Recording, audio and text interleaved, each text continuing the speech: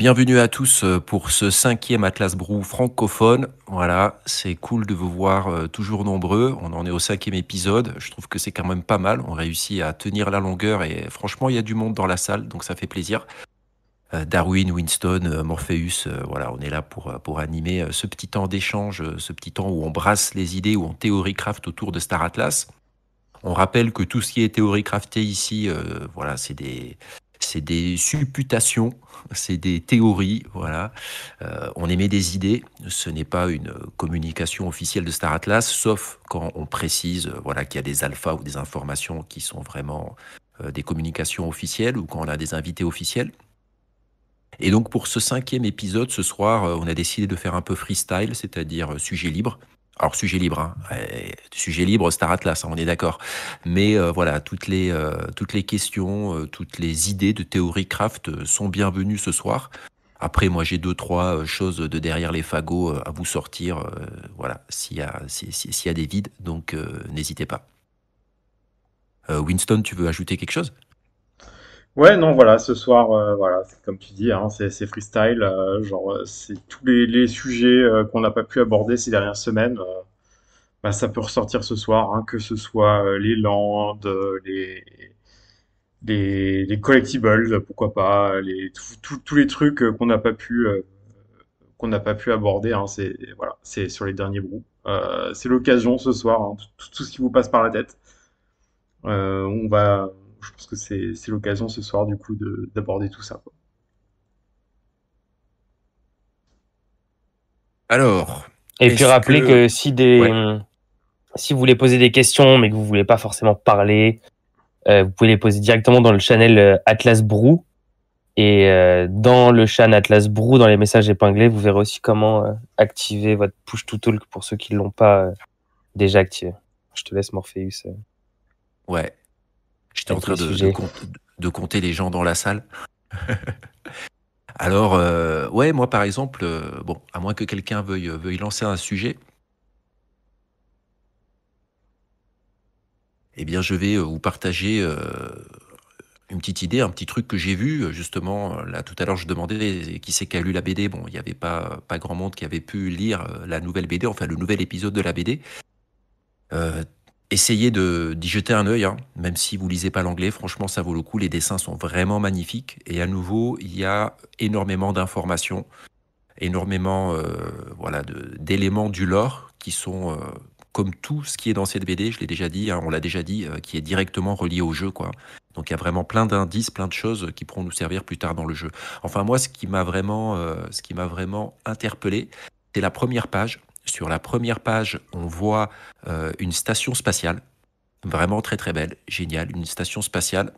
Et ce qui est dit en commentaire avec ces stations spatiales, alors c'est la station spatiale qui s'appelle Mondra 7, et en dessous, moi ce qui m'a interpellé, c'est qu'il y a marqué gouverner de manière autonome. Ce qui veut dire qu'une station spatiale pourra avoir sa propre gouvernance, donc ça veut dire qu'elle pourra avoir son propre DAO. Donc voilà, moi je trouvais ça assez intéressant parce qu'on sait qu'il va pouvoir y avoir des DAO au niveau régional, hein. Donc ce qui est déjà voilà, une gouvernance au niveau régional, il y a la gouvernance au niveau des factions, ça on le sait aussi. Mais là, en tout cas, ça introduit cette notion où on a une station spatiale, alors qui est grande, hein, c'est une ville, c'est une petite mégalopole à elle seule, hein, cette station spatiale. Mais en tout cas, elle est autonome. Un peu comme les cités grecques, hein, dans l'Antiquité, hein. Vous savez que les cités grecques étaient des nations finalement en elles-mêmes, ces cités-là. Après, elles se faisaient la guerre. Voilà. Vous connaissez tous l'histoire de Troie et tout ça. Et donc là, je trouve que c'est super intéressant, ce truc-là. Donc ça veut dire que, au-delà d'appartenir à une DAC, quelqu'un, un joueur, peut très bien, d'un seul coup, décider de créer sa station spatiale. Alors tout seul, c'est peut-être un peu dur, mais bon, voilà. En tout cas, de lancer une station spatiale et d'en faire quelque chose d'autonome, qui sera autonome par rapport à la région, autonome par rapport au DAC. Donc pour moi, ça amène un nouveau degré de gameplay parce que vous connaissez mon appétence pour le gameplay solitaire, hein, le gameplay très roleplay solitaire. Et bien là, c'est une espèce de forme comme ça qui est collective, mais qui en même temps s'extrait de l'ensemble. Et aujourd'hui, justement, j'étais en train d'écouter un petit documentaire intéressant sur la piraterie.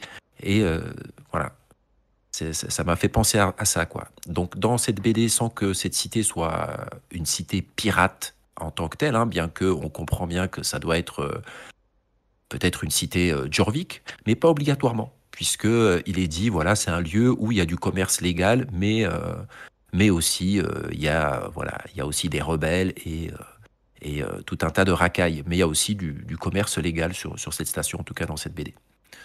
Ouais. Donc Ouais, justement, bah, cette station qui est dans l'espace à haut risque, hein, du coup, puisque c'est là que la BD se déroule à la base avec hmm, notre équipage d'explorateurs là qui s'en va vers des planètes inconnues et qui finalement termine sur cette station. Euh, donc ouais, c'est intéressant parce qu'on a du coup cette espèce de mafia slash corporation de Punab qui gère la station en gros clairement et qui ont donc visiblement ils ont pas besoin de payer leurs impôts au Conseil de la paix ou quoi que ce soit. C'est un élément qui revient dans la BD et genre ouais c'est vraiment cette espèce de petite c'est intéressant, ouais. cité-État au milieu de l'espace là perdu et qui fait son truc à part quoi.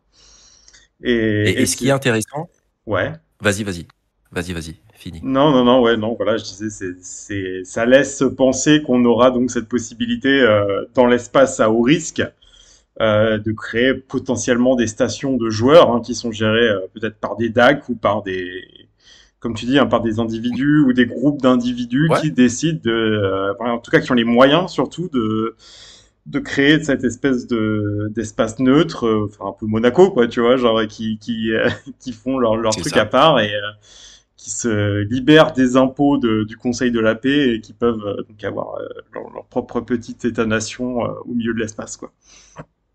Alors, je viens de vous la partager, les gars, comme je sais que tout le monde n'a pas lu la BD ou n'a peut-être pas, voilà, pu y accéder, je vous ai partagé une image de cette station spatiale centrale qui est la première page de la BD dans le chat de l'Atlas Brou. Et ce que je trouve intéressant, ce qui vient de me sauter aux yeux là, alors qu'on est en train de parler, c'est que finalement, si vous regardez bien cette station spatiale, le niveau supérieur, celui qui est derrière l'espèce de plexiglas où on distingue plein de jolies résidences, eh bien, quelque part, ça pourrait correspondre à ces zones résidentielles Mhm. là qu'on va avoir au niveau des lands. Et en dessous, si vous regardez, alors tout en bas, vous avez des vaisseaux qui sont amarrés, hein, qui sont dockés, mais au-dessus, il y a une espèce d'exubérance, et cette exubérance-là, qui est donc sous ce truc en plexiglas, la plexivert, eh bien, ça pourrait très bien être les appartements T0, tu vois. Ça, Oui, tu vois, c'est vraiment comme ça que je vois ces appartements T0 là, en dessous, tu vois. et j'irai même plus loin en fait vu qu'on est un peu en freestyle ce soir, on peut spéculer un peu sur les landes et tout ça. Comme là, on a la vente sur les habitats sur les stations spatiales centrales de chaque faction. C'est pas impossible non plus que dans le futur, ils ouvrent des nouvelles stations ou même des planètes où il y aurait donc justement des nouvelles ventes de land avec des nouveaux appartements. Enfin, c'est pas difficile en soi de créer une nouvelle tour d'appartements instanciés comme ils proposent pour les T0 et d'en faire un peu partout, quoi. Donc autant les plots de land sur les stations spatiales centrales seront limités, mais ça n'empêche pas que dans le futur, ils fassent de nouvelles ventes d'habitat sur soit différentes stations, soit sur les planètes, etc. Genre juste pour lever des fonds à nouveau pour Automata, etc. pour continuer le développement du jeu, quoi. Donc c'est un truc à prendre en compte, je pense, dans la vente actuelle aussi. Carrément. Ouais, 100%. 100%, ouais. C'est vrai que ces histoires de laine, bon là c'est vrai que cette spécificité-là, pour ces laines-là, c'est vraiment leur localisation dans la station spatiale centrale, où là il n'y en aura qu'une pour chaque faction. C'est ça, c'est la Et capitale, c'est, quoi. et c'est voilà, c'est la capitale, ouais, c'est vraiment, vraiment la capitale. C'est pour ça que bon, je comprends certains tarifs qui effectivement peuvent être un peu comme les délires immobiliers qu'on peut trouver dans certaines grandes villes comme Paris ou Lyon. Enfin voilà. Donc voilà. Mais il y a ce côté unique, effectivement, qui est intéressant. Après, je ne sais pas si vous avez vu, je crois que quelqu'un dans la communauté française a partagé l'image le plan intérieur du tiers 1, du land de tiers 1, enfin en tout cas des habitations qui pourront être posées sur les parcelles de tiers 1. Est-ce que vous avez vu ces images? Je peux les remettre dans le chat Atlas Brew là. Je les avais mis sur le Ouais, chat, enfin sur l'autre Discord, le Discord francophone. Hop, ouais, vas-y, balance les je vous stats sur la main. repartage ça ici. Moi, perso, ça me fait penser à T3, duplex. Ah bah c'est ça Ouais, littéralement. Hein. C'est Sauf que là, carrément c'est ça, ouais, tiens. Sauf que dans Star Atlas, on appelle ça un T1, tu vois. Voilà, c'est ça. Ouais, mais bon, T1, 1000 balles, bon. Ouais, Ouais. on est d'accord. Moi, je suis, franchement, c'est un peu excessif. Ouais, on est Oh, tous un cher peu- comparé à la vraie vie. Comparé à la vraie vie, oui, bien sûr, mais l'utilité comparée à la vraie vie est très différente aussi, tu vois. Ouais. Dans tout la à vraie fait, vie, t'as tout- besoin d'un toit sur ta tête. Dans Star Atlas, bon, bah, t'as déjà un vaisseau, quoi. Donc, est-ce que t'as vraiment besoin d'un appartement? Je sais pas.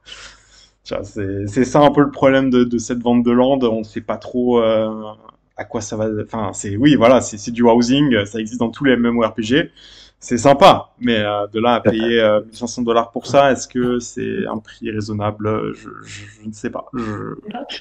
Après, Perso, est-ce j'ai- qu'on n'aura pas, est-ce que ça donnera pas un emplacement enfin, un accès à des PNJ plus rapide, des rip-hop, des trucs comme ça? Je peux pas croire que ce soit juste pour caler 3 NFT. Si, en fait, ouais. t'auras ta place de parking dans la station centrale, en fait, par rapport au tiers que t'auras pris, c'est ça. Mais alors, quelle valeur a une place de parking dans la station centrale à l'heure actuelle? Ça vaut peut-être pas grand-chose.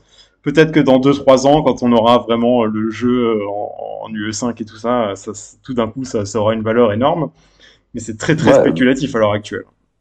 Ou même un gain de temps, je te dis, pour accéder à des PNJ, des choses comme ça, ça peut tout changer. J'espère que ce sera le cas, sinon si ça n'a pas un sens comme ça, tu vois, ce serait dommage, ouais.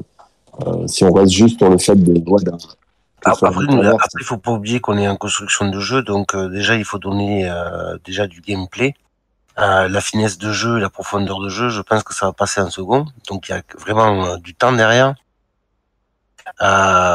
J'ai discuté avec beaucoup, je pense que certains d'entre vous, on a pu échanger sur le sujet, mais vraiment le prix du tier 1 par rapport moi, c'est si vous voulez, ce qui me choque, c'est par rapport à tout ce qui s'est passé. On a passé un an vraiment horrible, hein, faut être clair, surtout pour les layers.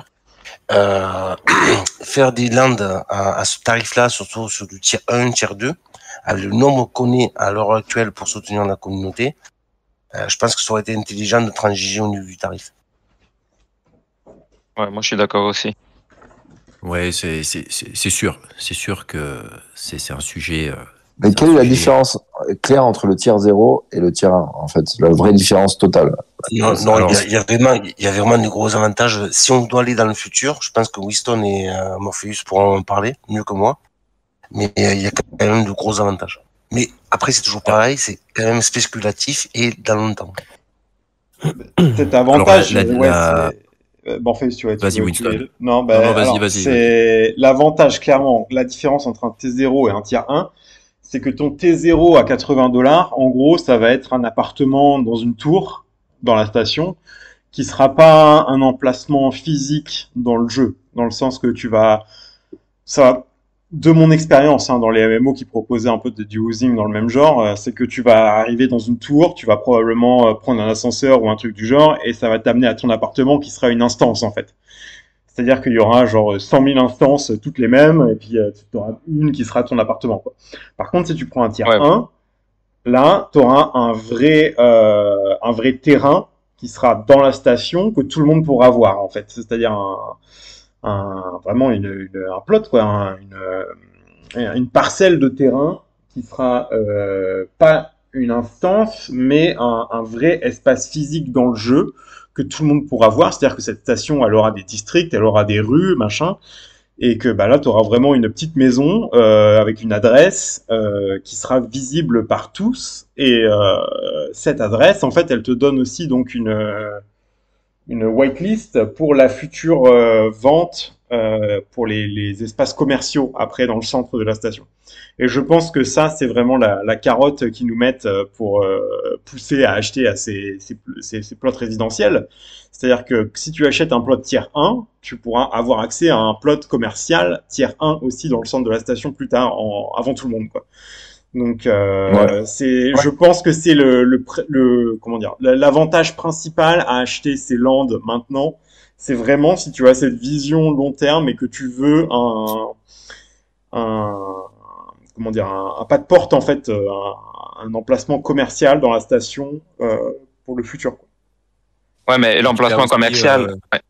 Ouais. tu as aussi une deuxième whitelist avec ça qui va être la whitelist qui te permet le choix de l'emplacement de la parcelle. Puisque là, quand tu prends Oui, le tiers, 1, 2, ou 3 ou 4, ou le penthouse, eh bien, il n'est pas encore situé, il n'est pas encore localisé. Et donc, l'avantage, c'est que là, tu pourras faire ces choix d'emplacement avant la vente publique, où là, tout le reste sera balancé sur le marché. Alors, je ne sais pas si tout d'un c'est coup ça. ou en plusieurs vagues, mais en tout cas, vu qu'il n'y a pas beaucoup de monde, à mon avis, qui vont prendre des tiers assez hauts, ça va faire qu'ils vont pouvoir se choisir les emplacements les plus près du centre. Vraiment, comme on le voit sur l'image de la station spatiale là, que je vous ai partagée, où on pourra dire, ah ben tiens, ma maison, elle est là, quoi. Et là, tu pourras la rapprocher le plus possible du palais de je ne sais pas qui, quoi. Mm. Excuse-moi, Vrachna, vas-y, je t'en prie, je t'ai coupé. En fait, je disais, du coup, l'emplacement commercial, c'est quelque chose qu'on devra encore acheter par après. Oui. En fait, Affirmatif. c'est une whitelist dans le sens que tu auras t'auras comment dire, une avance par rapport à tout le monde. Il y aura une prévente en fait pour les gens qui ont déjà des landes résidentielles pour acheter ces emplacements commerciaux. Voilà, Ok. voilà. Donc, c'est Après, vraiment Mais tout ça n'est ouais, pas du tout obligatoire pour pouvoir jouer ou ben vendre voilà. pas ses du tout. ressources ou tout ça, hein. C'est vraiment. Pas En du fait, tout. Puis c'est comme disait Winston, c'est une vision vraiment long terme.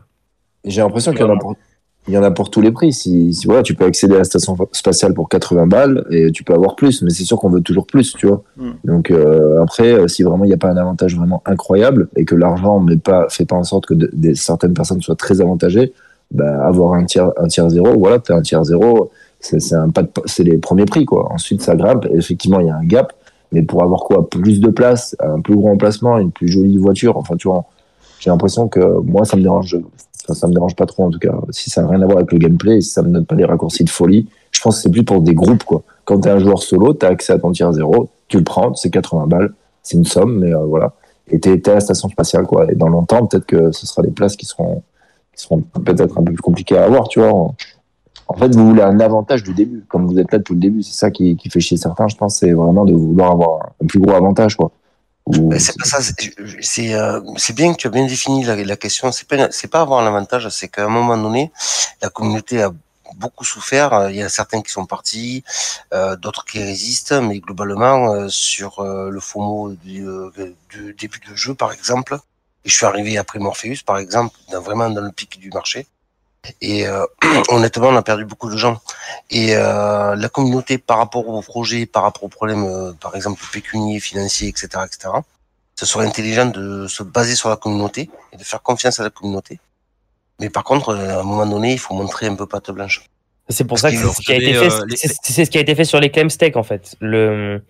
Les landes, encore une fois, ça touche pas le gameplay direct, ni court terme, ni moyen terme, peut-être le long terme.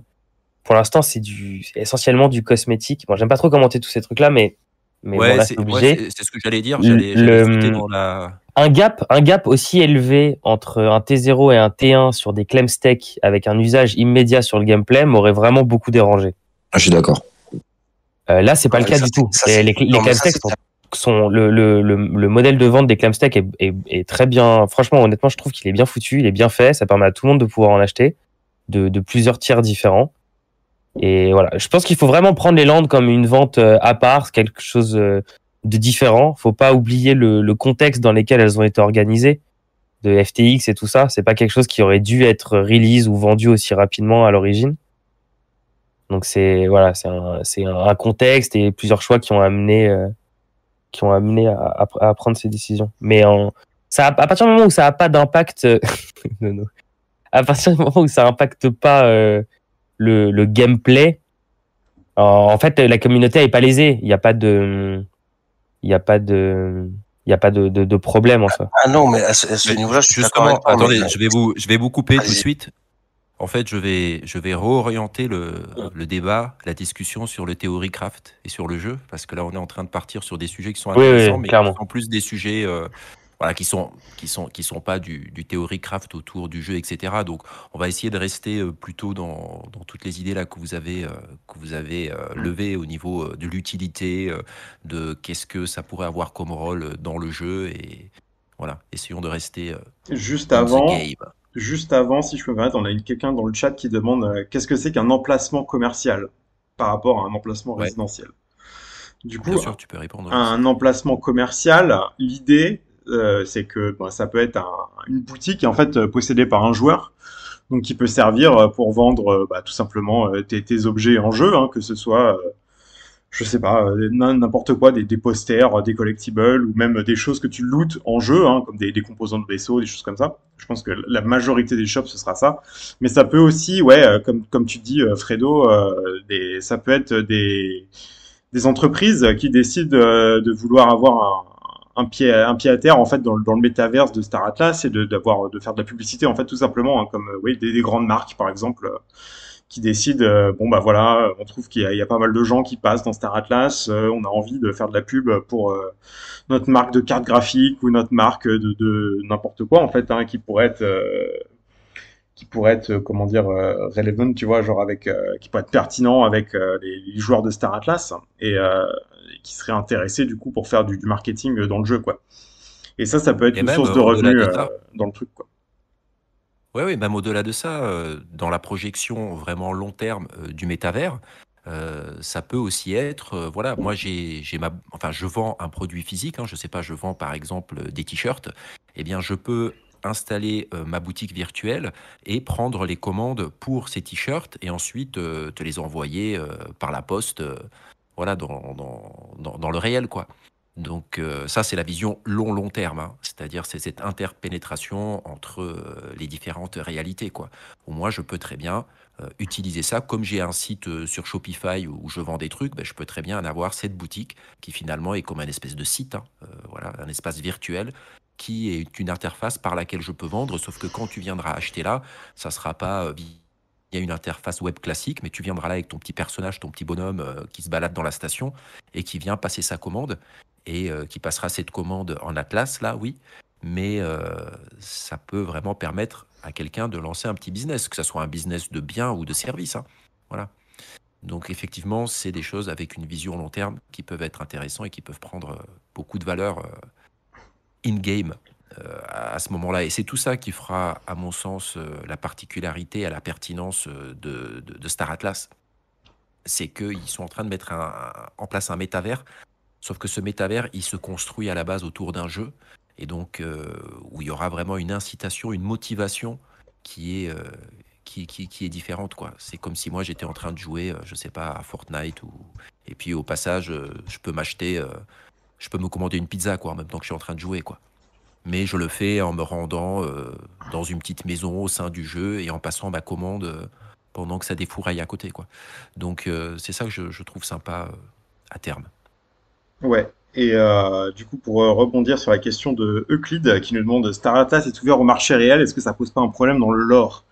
Alors non, dans le sens que je pense que les grandes marques qui viendront éventuellement se greffer à Star Atlas pour faire du marketing ou quoi que ce soit, ils adapteront leur campagne marketing au lore du jeu. Toi qui connais bien Star Citizen, Euclide, tu peux voir justement AMD qui avait fait un partenariat avec Star Citizen pour faire un skin de vaisseau. Eh ben, genre ils ont adapté la marque AMD pour que ça devienne un truc dans le jeu, tu vois. Ils ont pas fait oh là là, c'est on vend des cartes graphiques quoi, tu vois. Genre ils ont fait une fausse compagnie dans le jeu qui a les mêmes initiales avec les couleurs et le logo de la marque et puis ils en ont fait un truc qui colle dans le jeu quoi. Donc je pense que Et pour puis, Star Atlas, n'oublions ce sera la pas, même chose. oui, et puis n'oublions pas qu'au-dessus de tout ça, en porte d'entrée, il y a le DAO, quoi. Donc ça veut dire que le DAO, il peut poser certaines conditions qui feront que, ok, tu as envie de rentrer ton business là-dedans, donc il faut que tu te mettes, j'allais dire, à la sauce un peu science-fiction, quoi, space opéra, quoi, Mhm. que ça soit cohérent au niveau de. Donc le DAO, c'est là où il va prendre aussi tout son intérêt. C'est ça. J'avais l'ami Von Jaco qui avait des très bonnes réflexions là-dessus aussi. Alors, je sais pas s'il veut prendre la parole ce soir ou pas. Désolé de te mettre dans le spotlight, mais voilà.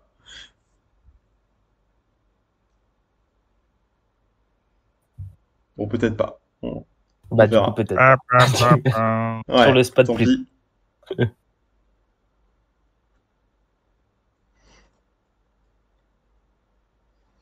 Alors, Et Fredo, encore une fois, juste pour répondre rapidement à Fredo, un mini aparté, c'est le contexte qui impose ça. C'est pas Star Atlas qui a décidé d'être comme ça aujourd'hui. C'est un contexte plus global qui a imposé certains choix.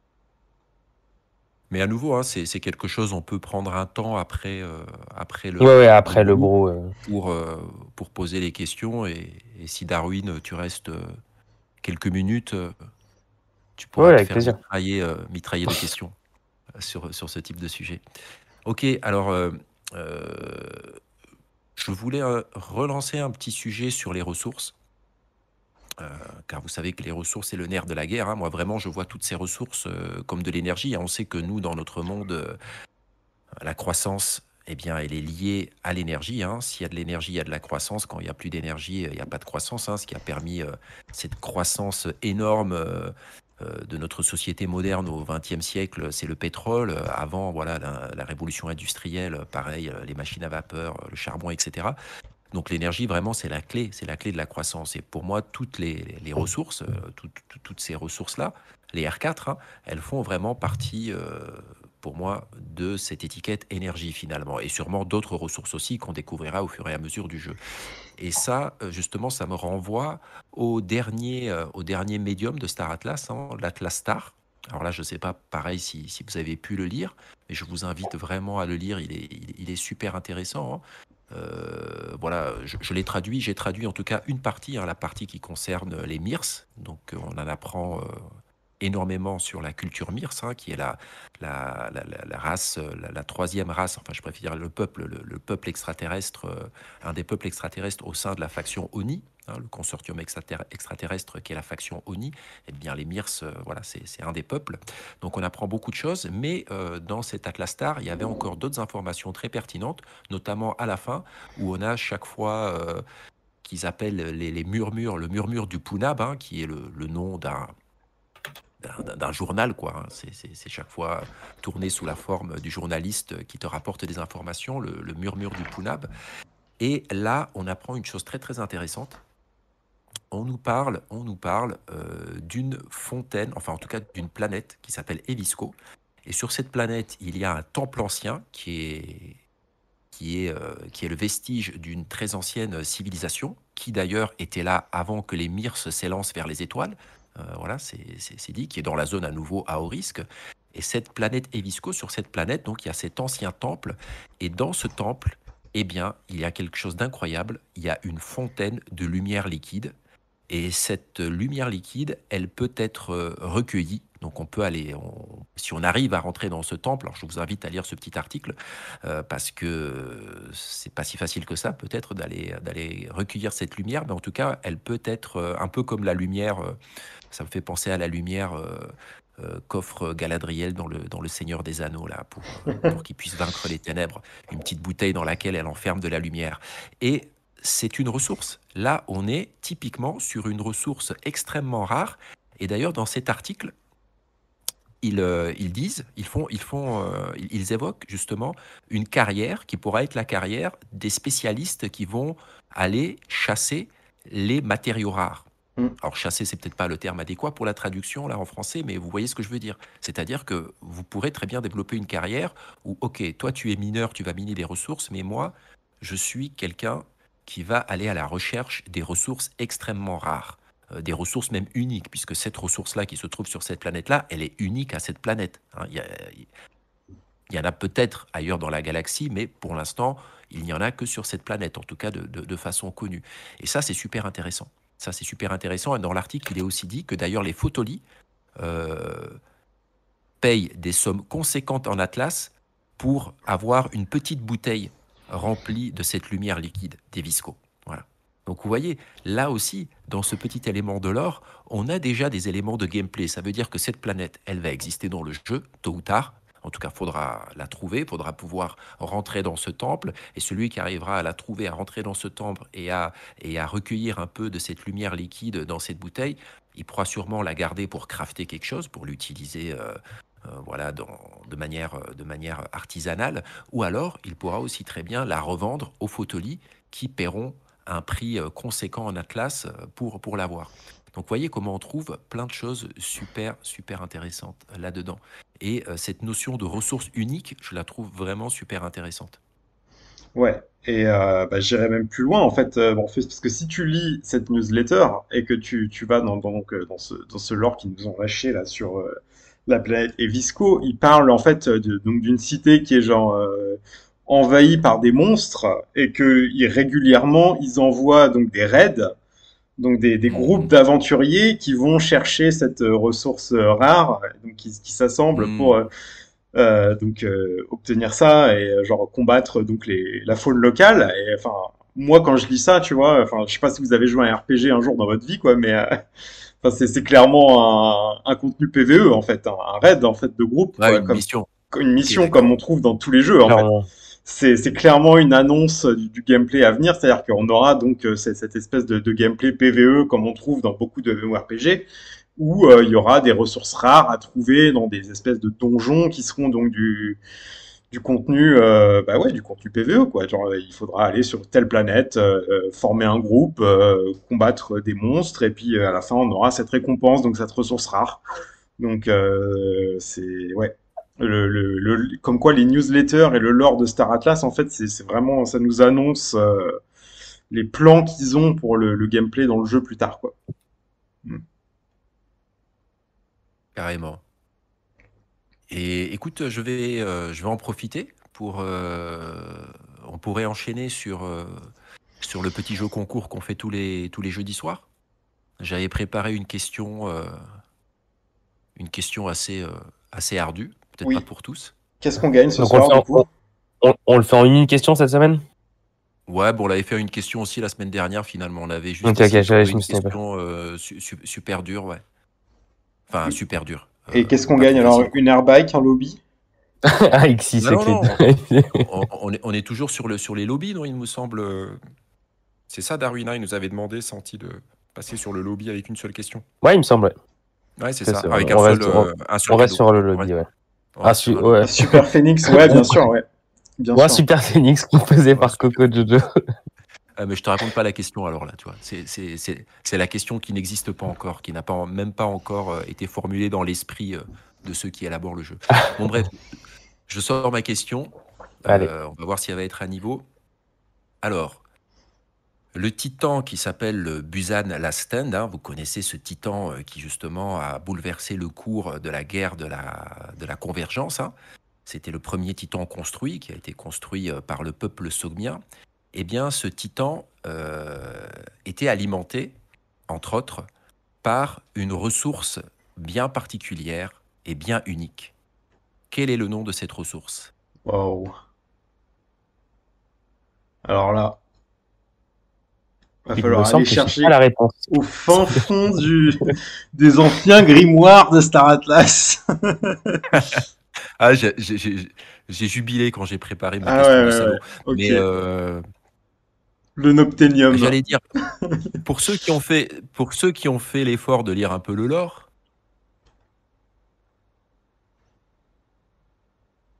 Mais je pense savoir à quoi tu fais référence, ouais. Mais c'est pour ceux qui ont lu la newsletter, pour le coup. faut avoir lu le lore.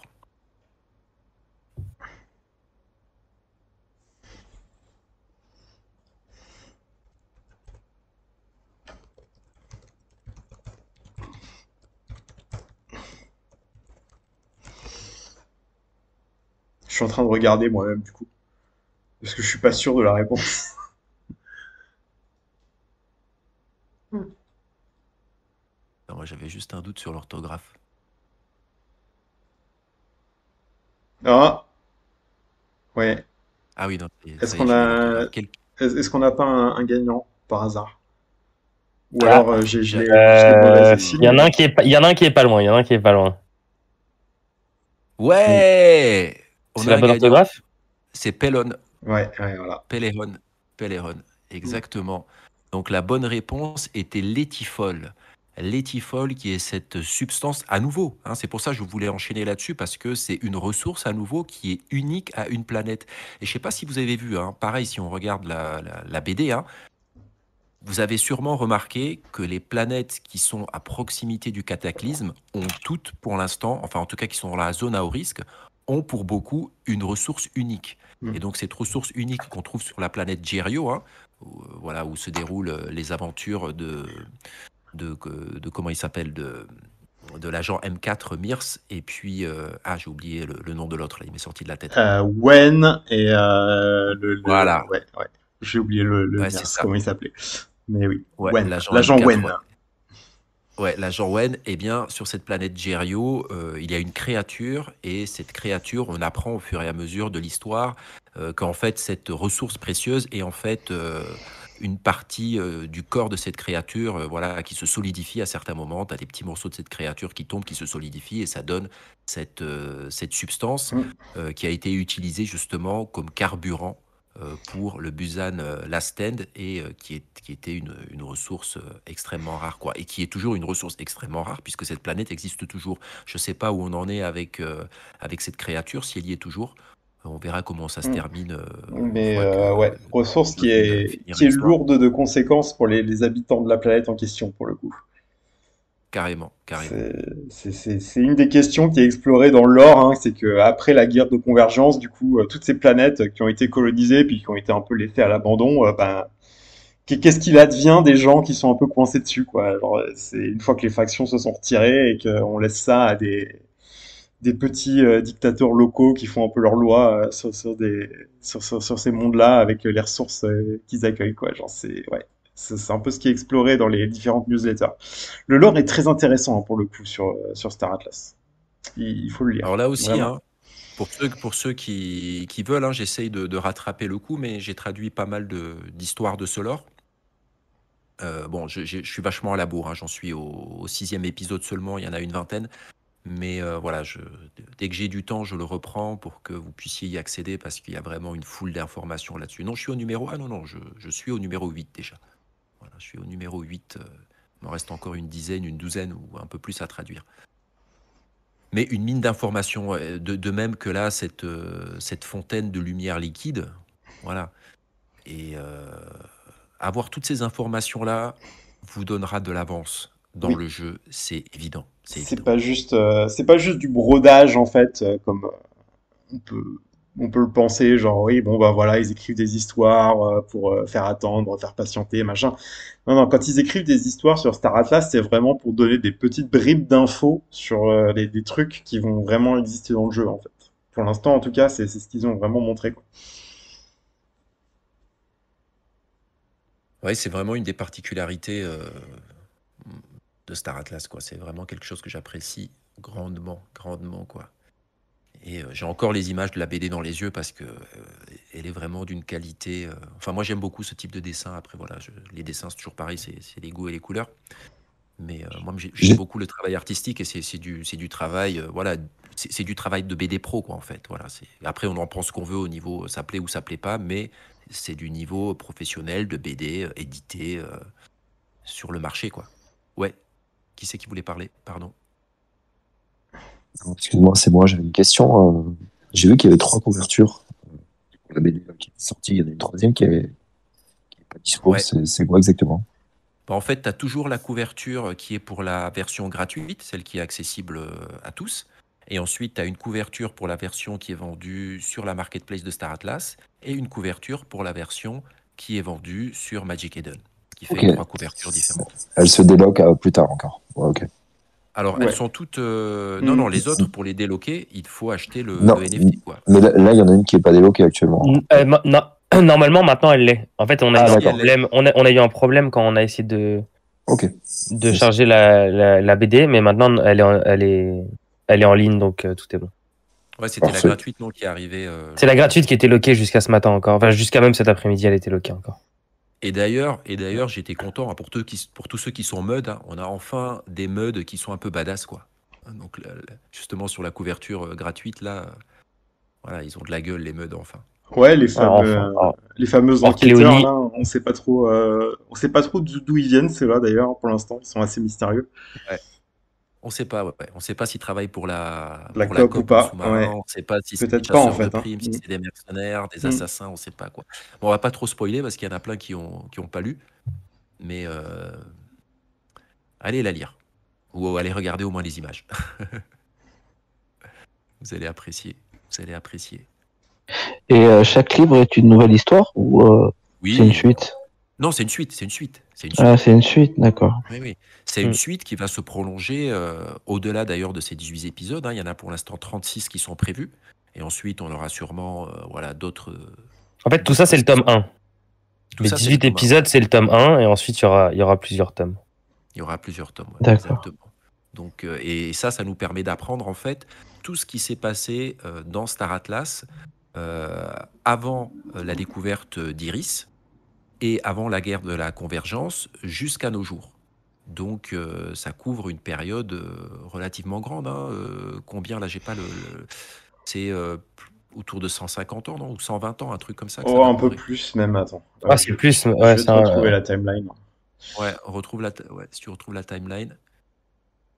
Parce que ça, il me semble que ça se déroule juste avant la découverte du cataclysme, puisque je crois me souvenir que c'est lui, finalement, ce Dune-là, qui va découvrir, enfin, avec son équipe, qui vont découvrir le cataclysme.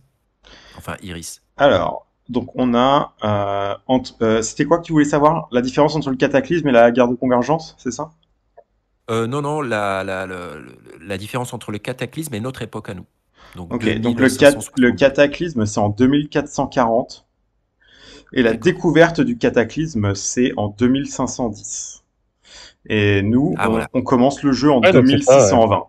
Donc on D'accord. est Pellin ouais, avait déjà répondu pour 2600. Il est voilà, vraiment c'est ça. Donc très très fort. on est un peu plus de 2 siècles après le cataclysme en fait quand on commence le jeu. Donc le cataclysme, Ouais. c'est cette espèce d'événement astronomique dans un système particulier qui défie un peu les lois de la nature et qui donc crée cette espèce de comment dire de système très spécial avec énormément de ressources, mais aussi des nouvelles formes de vie Singularité, on qu'on peut dire. avait, ouais, des nouvelles formes de vie qu'on n'avait pas vues avant, notamment avec les Tufa, quoi, des créatures métagéniques. Ah ouais, c'est super intéressant, ouais, cette collision entre Iris et d'autres planètes naines, et cette planète naine qui va donner naissance à cette zone incroyable, cette singularité. Et de là, il se passe tout un tas de choses. Et pendant toute une période, cette zone n'est pas découverte. On ne sait pas, hein, ça se passe dans les profondeurs de la galaxie. C'est un événement cosmique. Et puis un jour, il y a des explorateurs qui découvrent ça. Et c'est ça qui va enclencher cette course. C'est un peu la ruée vers l'or, quoi, hein, cette C'est ça. ruée vers ces ressources uniques. Et ensuite, ça va déboucher sur la guerre, évidemment, puisque tout le monde veut ses ressources. Chaque faction veut ses ressources. Elles vont se taper dessus jusqu'à ce qu'elles se tapent dessus. Voilà, jusqu'à ce que ça crée des ravages incroyables au sein des trois factions. Et voilà, les Sogmiens qui vont construire ce titan qui va être un peu comme voilà, l'arme atomique, le rôle qu'a pu jouer l'arme atomique voilà, à la fin de la Seconde Guerre mondiale, quoi. C'est-à-dire qu'ils vont faire péter un truc et ça va calmer tout le monde et on va se dire, bon, on va peut-être s'arrêter. Et on va signer le traité de paix, etc., etc. Donc c'est très intéressant. Et donc pour dire que cette BD-là, elle commence avant donc la découverte Iris. Et voilà, on pense que c'est... D'ailleurs, je me demande si c'est pas inscrit dans la showroom sur un des livres le nom de Dune dans la découverte d'Iris. Il me semble Ah, que tu quelqu'un avait crois? remonté cette information. Ouais, quelqu'un avait remonté cette information que quand tu regardes ce livre qui est présent dans la showroom, c'est par ce livre qu'on peut avoir justement ces différentes dates. Eh bien, quand ça parle de Iris, il y a Dune qui est évoqué dedans. Mais il était orthographié un peu différemment. Mais certaines personnes ont fait le rapprochement, on dit ah oui, le Dune qui a là, c'est le Dune de la BD et c'est lui qui va découvrir Iris. Et moi, ça me semble cohérent, quoi. Eh ben, je vais retourner dans le showroom, alors j'ai pas vu ça. Ok, cool. Ouais. Eh ben vas-y, pars en mission dans la showroom Ouais, et je vais fais-nous un retourner voir screenshot ça. et ramène-nous le screenshot dans le dans le channel général, on le mettra ou je sais pas quoi. Alors, Ah, je voulais on revenir en sur est où? quelque chose avant, là, j'ai oublié du coup. Euh, Oui, du coup, autour de cette BD, on a eu la question aujourd'hui dans le chat. Je sais pas si vous êtes revenu dessus au début du brou ou pas avant que je sois là, mais cette histoire de collectionner des couvertures là à chaque épisode de BD, ça donne donc accès à il y a un mystère à résoudre aussi autour de tout ça. Il y a un code à craquer. Donc Mhm. tout ça, en fait, je sais pas si vous avez remarqué, mais dans les épisodes des BD, en tout cas les tomes achetés sur Star Atlas ou sur Magic Eden, vous avez des petits symboles au bas de chaque page. Et tout ça, en fait, ça fait partie d'un espèce Une d'alphabet qu'il énigme? va falloir déchiffrer. Il y a une énigme. Et une fois qu'on aura les 18 épisodes sortis, on pourra donc assembler un peu tous ces indices et résoudre donc un code. Et les premiers en tout cas qui arriveront à résoudre ce code, ils accéderont donc à une page spéciale sur le site web et qui leur donnera donc des récompenses. Donc ces récompenses, ça inclut un skin de vaisseau spécial hein, qui sera sûrement en rapport avec la BD. Ça inclura également donc une rencontre avec, enfin une rencontre, probablement plus une conversation avec les scénaristes de Star Atlas, hein, les mecs qui écrivent le lore. Qu'est-ce que ça et bien sûr une copie physique de la BD hein, qui sera donc gagnée entre guillemets gratuitement pour ceux qui ont eu qui auront eu donc bah, pas forcément qui auront les 18 couvertures mais qui auront en tout cas craqué le code et qui auront réussi à accéder à cette page web avant tout le monde quoi. Donc c'est pas forcément nécessaire d'avoir les 18 couvertures hein, pour accéder à ça, il faut juste avoir les informations en fait.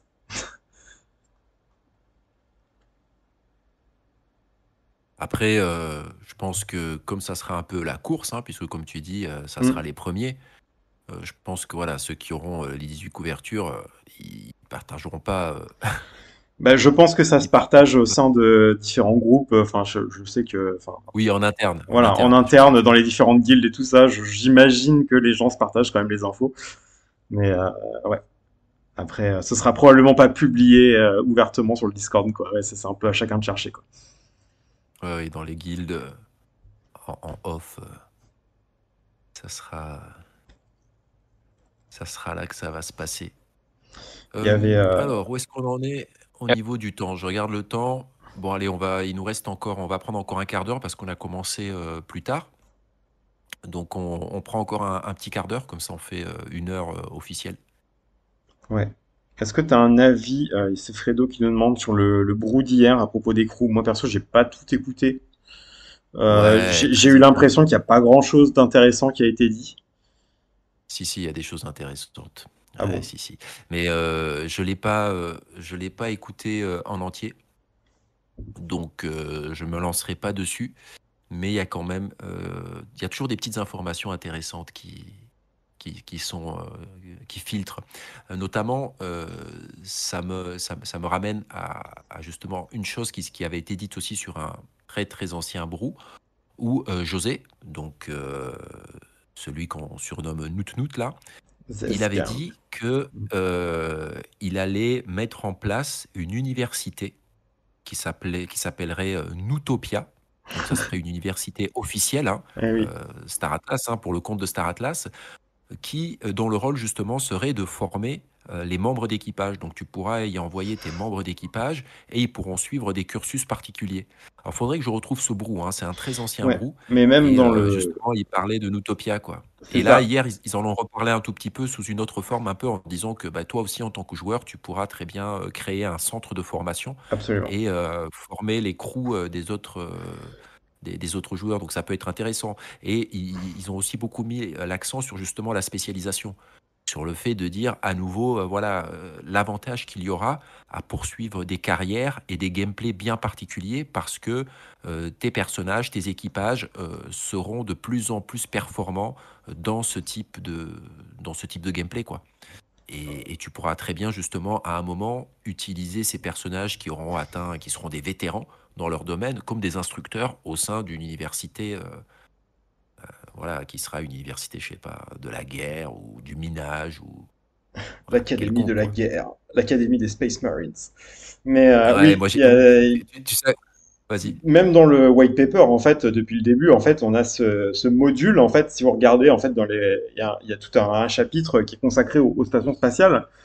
Et on voit que dans les stations spatiales créées par les joueurs, un des modules, justement, ce sera un module d'académie, en fait, qui sert donc à placer des PLJ, hein, des membres d'équipage, et à les faire XP, en fait, à leur faire gagner en niveau, à gagner en compétences. Et on sait également que des PNJ qui auront été à la même académie ensemble, eh ben, ils auront des bonus si tu les mets dans le même équipage. Donc deux gars qui auront été Ouais. à la même école, qui se seront entre guillemets connus, tu vois, genre à l'académie, eh ben ils auront donc un bonus de coopération, quoi. Ils fonctionneront mieux ensemble parce que ben genre il y aura toute cette notion de background, genre ce sera des personnages qui auront un passif commun et ça se reflètera dans le gameplay, quoi. Carrément, ouais, Et ça c'est super du coup, intéressant. Ouais. j'aimerais intervenir par rapport aux membres d'équipage.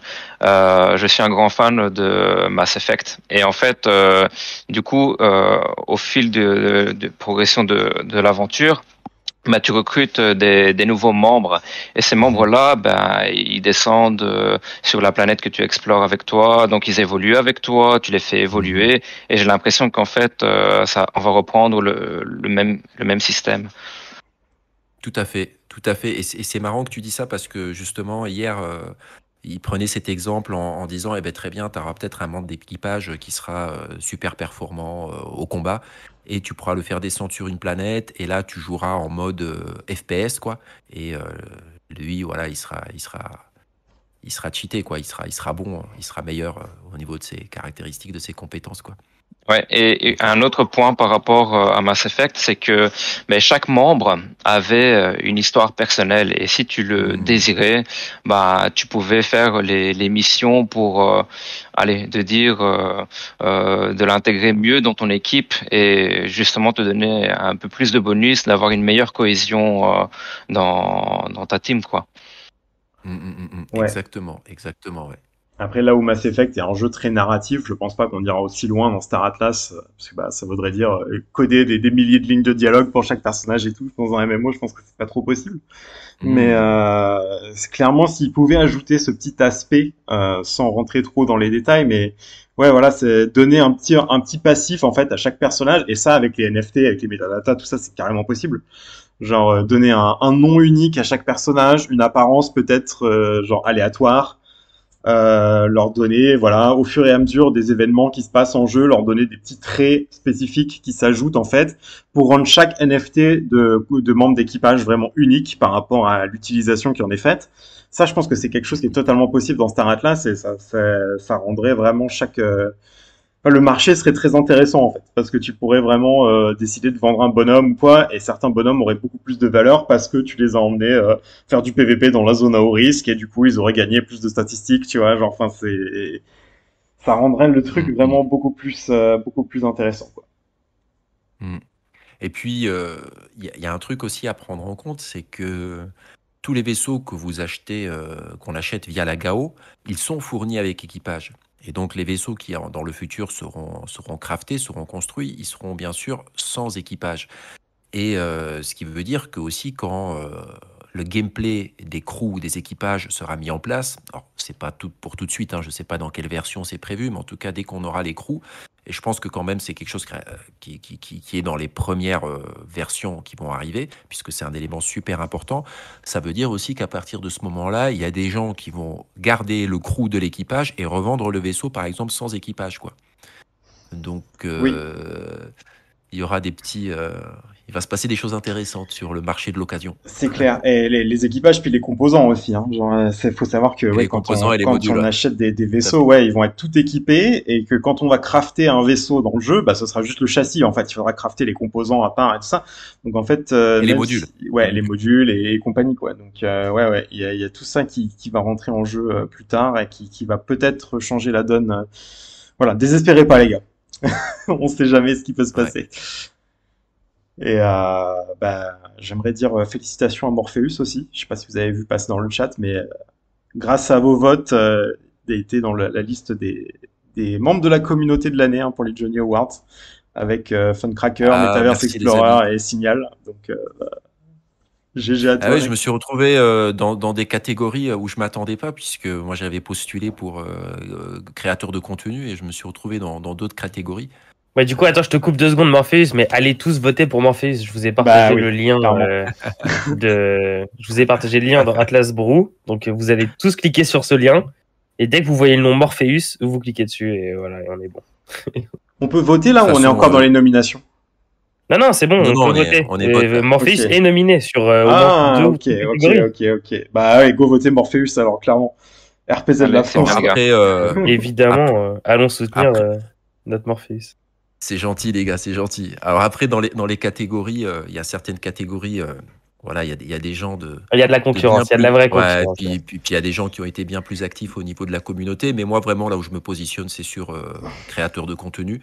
Et la catégorie créateur de contenu. Et de toute façon, là, je vais vous concocter une nouvelle petite vidéo bien ego trip pour, Ah voilà, oui, pour qu'on puisse rigoler.